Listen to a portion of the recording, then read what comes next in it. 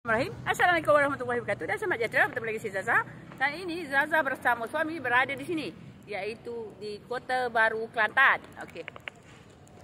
Kita tengok kawasan-kawasan yang ada di sini.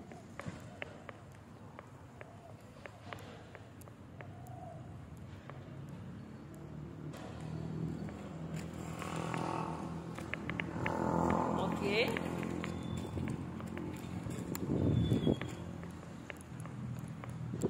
Kami berada di sini. Selalu juga datang kemari, tapi kali ni kita buat YouTube lah.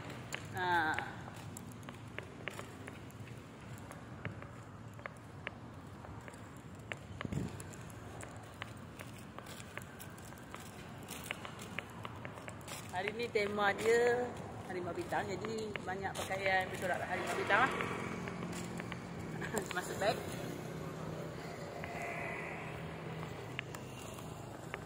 Lepas tu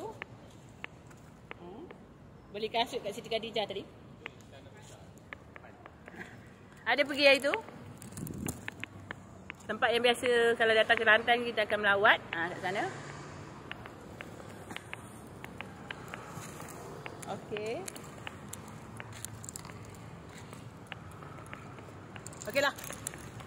Kami nak jalan-jalan dulu di sini, di kawasan ini. Kita jumpa di video selanjutnya. Jangan lupa terus subscribe, like, share, komen YouTube kami. Okey, tak selalu.